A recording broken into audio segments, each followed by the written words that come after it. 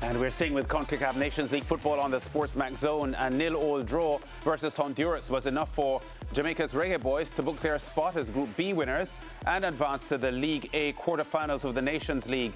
In a dreary display, the Reggae Boyz registered just 4 shots on the night, but head coach of the team, Steve McLaren, maintained that the result was more important than the performance in this case. The target, the vision was to finish top. We had a bad start to the group, and a credit to the team, they recovered with away games and away wins at Honduras, away wins in Nicaragua. And everybody knew this game because of the Nicaragua game as well. There were 3 teams going for the 2 top spots. And I think you could see that there was a little nervousness and not a willingness to really take the game to Honduras. It was more we wanted to and felt like we wanted to control the game and didn't go forward with any tempo, any pace. There was no speed in the game. And we were, when you need a draw, the mentality can get in the way, and I think that did. I think we were, but we said at half-time, we have to be resilient. We have to make sure that we get the result, and the key thing is the result. The key thing is we're top of the league, because after the first game against Cuba, we were under pressure. In Honduras, enormous pressure. Artificial pitch, hostile atmosphere in Nicaragua, under pressure. And the boys delivered. And whatever the game was today, they delivered. And the result today was probably more important than the actual performance. Englishman Steve McLaren there, the Reggae Boyz coach, with us is our SportsMax football analyst, Leger Williams, who was on call for the match on Monday night. Leger, welcome to the show. Can I start by asking you about your opinion on Coach McLaren's post-match comments? I think that he said everything that I expected him to, especially coming off of a performance like that. He naturally, as a coach, is going to try and draw on the positives, in his eyes at least, and the positives were that Jamaica got the result, they finished on top of the table, they're through to the quarterfinals, but I'm sure you're going to ask eventually what my thoughts were on the performance, but let's just say that I don't have any positives to go about like he did. Yeah, well, let's start with an assessment of the team and maybe some of the players. 2 midfielders who Jamaicans love or have grown to love, Casey Palmer and Tyreek McGee, were disappointing last night. And generally, the team gave the ball away consistently almost all night. It was a pretty weak performance. Yeah. You know, Sir Lance, I try my best to not be a reactionary analyst or a negative analyst, but after rewatching the game this morning, there's nothing positive for me to say about the performance. I think if we're looking at it from an attacking standpoint, contextually, in the last 10 years or so, that's the worst attacking performance I can think about seeing from the Reggae Boyz. Defensively, yes, they kept a clean sheet, but I think a lot of that was because of Honduras's inefficiency and just general lackadaisicalness in and around the box in the final third when they got there. So there's nothing positive for me to say about the performance. It's just all negative, and all in all, I think it was a really terrible performance, and that can't slide again, I think. Yeah, I think I agree with you, having watched the match myself, that it was pretty poor. Part of the reason why the Jamaicans didn't flourish last night, to me, though, would have been the Honduras pressing and how aggressively they attacked the ball, 50-50 balls, second balls. They were quicker on the ball and they were really, really aggressive. So players like McGee, who likes to have time on the ball, was constantly hustled. And Honduras must take some credit for sort of stifling the Jamaican potential in the game last night.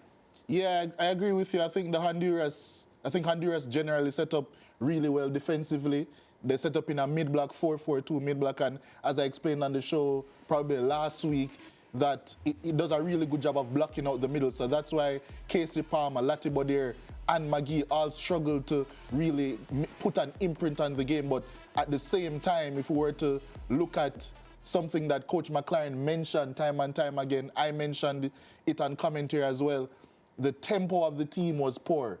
And in addition to that, the build-up shape, which I was actually pretty glad when McLaren came in initially, because he changed around a couple of stuff, made Jamaica much more efficient in their build-up. But last night, I think the build-up shape generally was really poor. It was too narrow.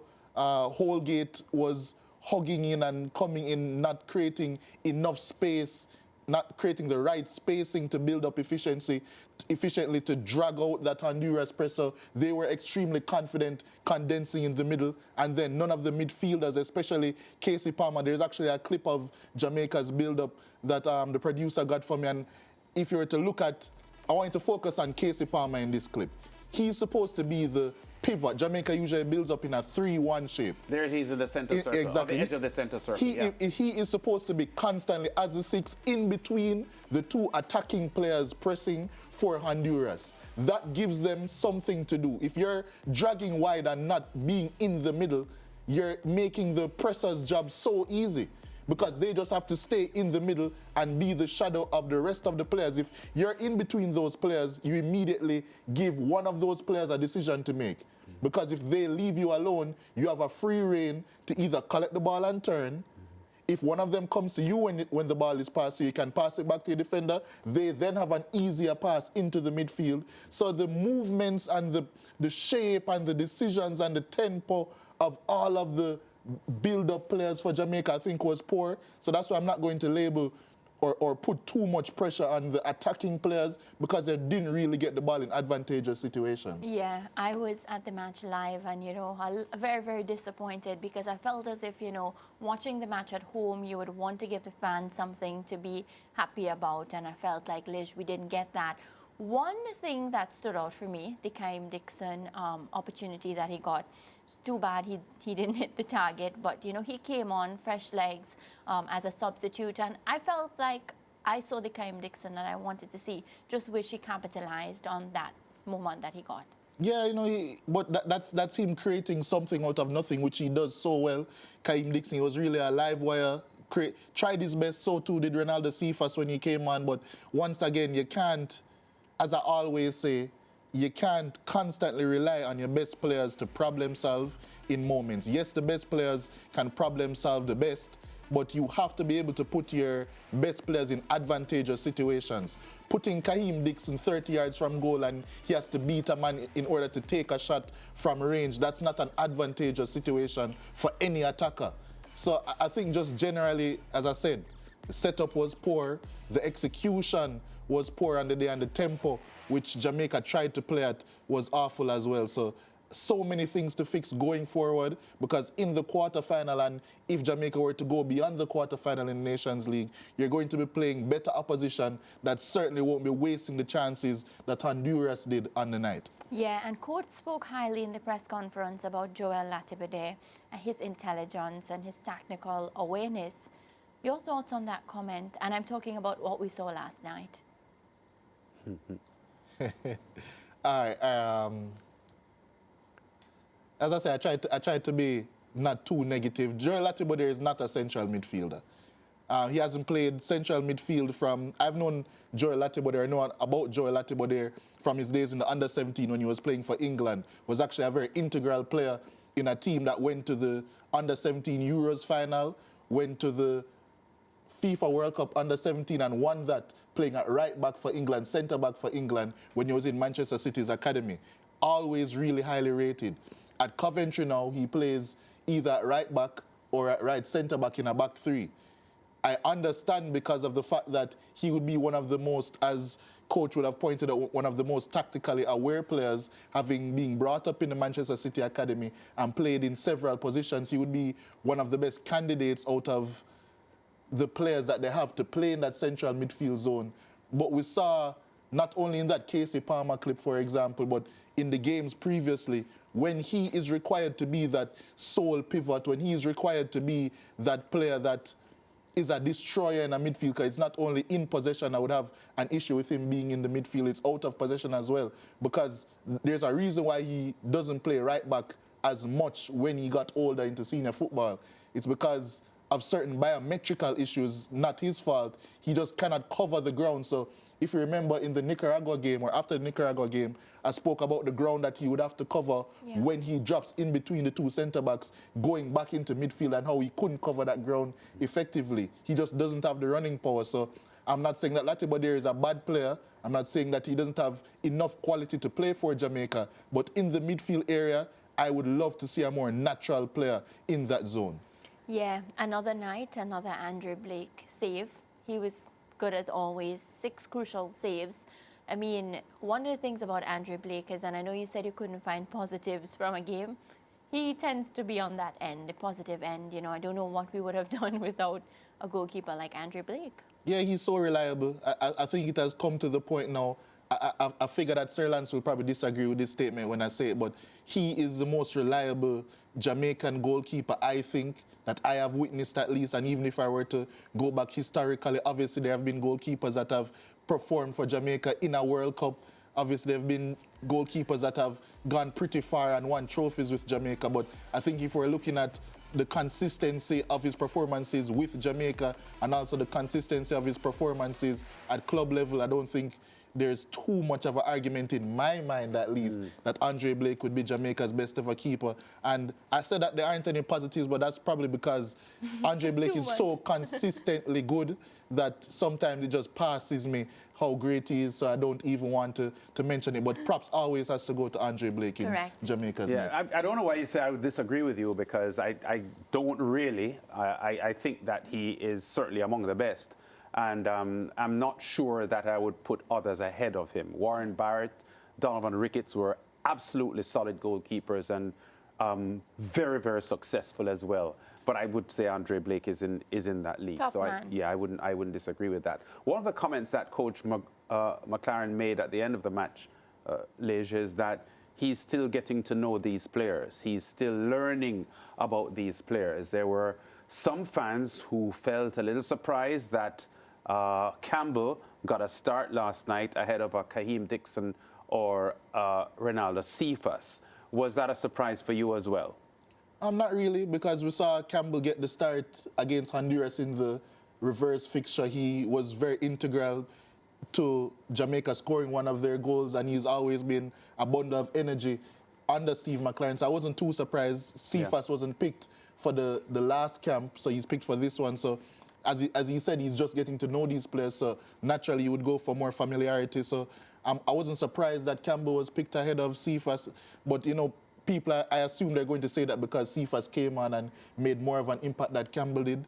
But I wasn't too surprised that Campbell would have gotten the start, especially seeing that Bobby Reid was out for that game. Yeah, and one more thing about the coach and his prospects for the immediate future, because I just spoke with Brent about World Cup qualifying starting next year and so on. I know a lot of Jamaican fans are hoping, expecting Mason Greenwood to be confirmed as a Reggae Boyz player. But how do you feel about McLaren's work that he has done so far? And do you think he has the tools and the ability to take Jamaica to the World Cup? He has the tools because he has the players to do so. I think Jamaica is amongst the most talented squads in CONCACAF, especially seeing that Canada, Mexico, and the USA have already booked their place due to them hosting the tournament. So I think he has the tools, but something has to change tactically. I think there's a lot of, one of our colleagues said in the group chat last night that Jamaican fans are a bit entitled. The reason being because the fans were walking out of the stadium at 0-0, even though they topped the group and they weren't even losing. Yeah. I think that mentality is one of being a defeatist. You're looking down on your country as opposed to not realizing the quality that you have over these teams. Jamaica is significantly, if you were to look at the FIFA rankings, the coaches that we have and the players that we have, if you were to combine all of those things, Jamaica is significantly better than all of these teams that we faced in this first round. There is no reason why Jamaica should be going into a game against Honduras at home, whether or not we need only a draw or not, and only have 4 shots in a game. No shots on target. That is abhorrent, and that's not a mentality that Jamaica can carry forward. Because if Jamaica came out of this group battering Honduras, battering Nicaragua, battering Cuba, and then that would in turn give Jamaica more confidence when they're going to play Panama, going to play Costa Rica, if they qualify for the World Cup, when they go and play these top teams. It's because they have this defeatist mentality and this lesser than mentality. That's what transmits to the players, to the staff, to the rest of the country. So when we go to a Copa America, when Jamaica goes to a Copa America, and we play a team like Ecuador, who we should be able to compete against, we cannot. Jamaica cannot. Because of that mentality, that has to change, and that's what the fans are trying to transmit. Because that's the only way that fans can show their disapproval. They're either going to boo, which people would be very mad about, or they're going to walk out. And there's no reason why a fan, you can tell me. I think in the group, though, because I saw the exchange, and I think the point was made, though, or the point was being made, that Jamaican fans don't understand how to support their teams. I hear what you just said, but I think the point was being made that it would be very unlikely for another country at 0-0 in a match in a tournament that they are leading would walk out of the stadium 10 minutes before the game ended. That wouldn't happen with most other countries, and I think that is the point that was being made, that Jamaica fans they don't have a culture of supporting their team in the way that a lot of other teams globally would. I think that was the point that was being made. I know that was the point that was being made, but I disagree with that point as well. I think that's coming from a place of living in Jamaica. I think if you were to pay attention to football abroad, and especially how much more passionate fans are abroad as opposed to in Jamaica, you would realize that a lot of the things that Jamaican players get away with could not slide elsewhere. So that's something to bear in mind as well, but that's another point. Yeah, I think I answered your question effectively enough about the World Cup. Hopefully, Jamaica and Steve McLaren can get there. All right, before we jet off to the break, an update on Tuesday's CONCACAF Nations League results. The Dominican Republic replicated their scoreline from Saturday with another 5-0 win over the struggling Antigua and Barbuda. And at Warner Park, hosts St. Kitts and Nevis scored a late equalizer to draw 1-1 with the Cayman Islands. And here are the rest of the CONCACAF Nations League fixtures set to take place tonight. Costa Rica against Guatemala, Martinique, Guadeloupe, and Suriname against Guyana. Guyana winless so far in their League A campaign. Bermuda, having been 5-0 winners over Dominica last weekend with a Naki Wells hat-trick, back against the Dominicans again. And in League C, St. Kitts and Nevis Cayman, we had that result, 1-1 the scoreline there. Undefeated Barbados are up against the Bahamas. Barbados already assured of League B promotion, and the Turks and Caicos Islands will be up against Belize. Those games coming up later on tonight. Several of them will be live on your SportsMax platforms as well. Lish, thank you very much for sharing your views and thoughts on what happened at the National Stadium in Kingston last night with the Reggae Boyz and their dreary 0-0 draw against Honduras. We go to break. We'll be back with more on the SportsMax Zone after this.